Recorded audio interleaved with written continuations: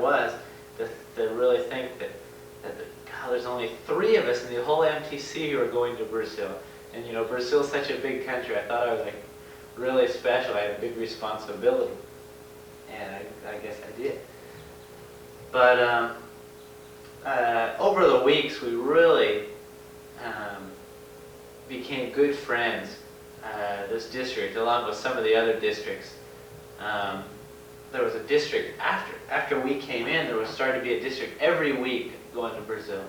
In fact, when I left, I think there was about 150 missionaries scheduled to go to Brazil. And when I got there, there was only the 3 of us. So when you're with a group like that, 24 hours a day, you really become good friends. Probably the missionary that I got along with the best was a guy named Elder Smith, who was going to Portugal. And he's from Denver, and he had gone to BYU, Hawaii. And we really got along well, and we rode a lot during our missions. And so he and I really got along well, and some of the other missionaries, we also got along real well.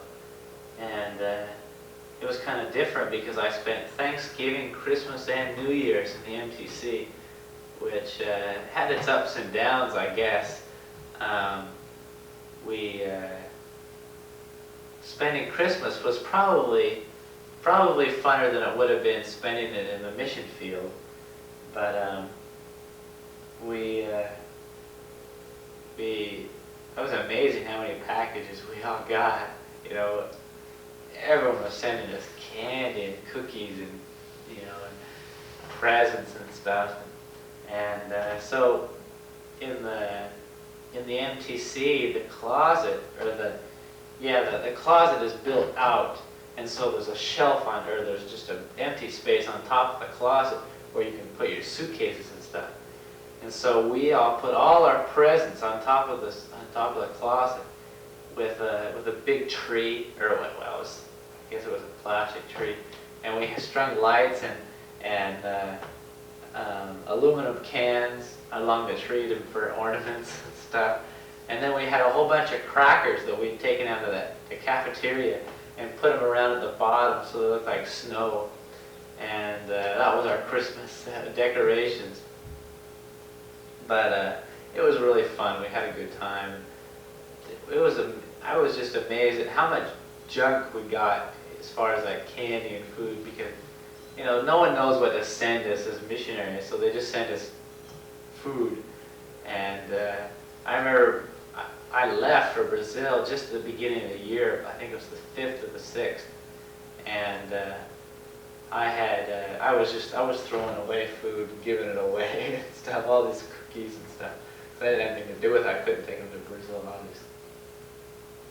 So the empty. I remember we'd have devotionals, and we'd some of the classes we had in like religion and theology and things like that were really excellent.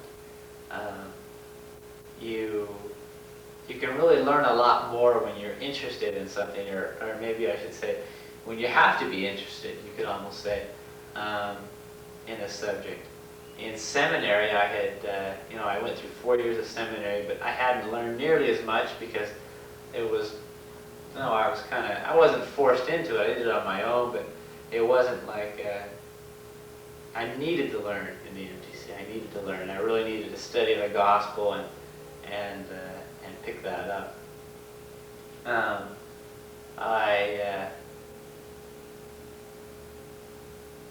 I really enjoyed one of the classes we had was called Ambassadorship, and the teacher, the idea of the class was for missionaries going to foreign missions and I guess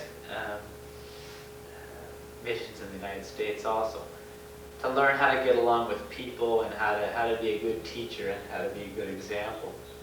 And I really learned a lot of good points there, like, that the church, we're representing Jesus Christ, and we're not doing it for our own glory or anything like that. That's not why we're going on a mission. And also to remember that, to respect other religions and other countries and other cultures and things like that. And some really good things I learned in there about you know, teaching principles.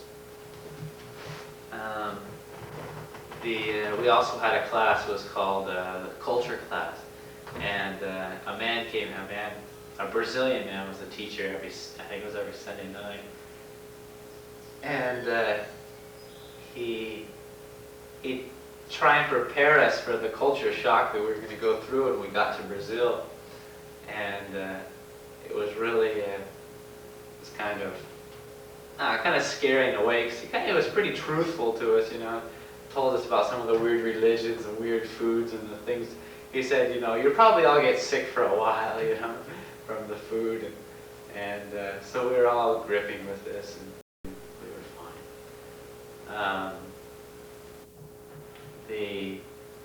I remember how nervous I started to get when we were getting ready to leave the MTC, because we'd become so close with the other missionaries, and it had become, you know, kind of a routine that we'd gotten into. And then all of a sudden we knew it was going to change, and we were going to be in Brazil, and we were going to be speaking the other language, you know, full time, and we'd have to be, you know, practicing what we'd learned. And I remember like 3 or 4 nights I hardly slept at all before we left. And my companions in my district that went to Portugal, they left about 2 nights before we did. And I remember it was like, I guess they left 2 days. They left about 6 in the morning.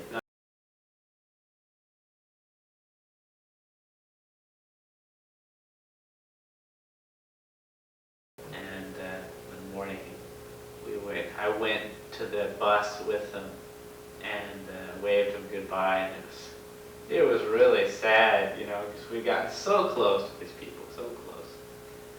And but so finally my day came, and I went with Elder White and Elder Beatty, who were the other 2 missionaries going to Brazil in my district. We went down to we caught a bus to the airport, and Dave Bernheisel and Betty and Eugene and his wife, and Bethine, and I think Todd, all went to the airport to see me off, which was really nice. It really made me feel good. I wasn't any less nervous, but good that you know, someone would go to the airport to see me off. And so I got on the plane and left America for 16 months. And I'm going to quit there for just a second. And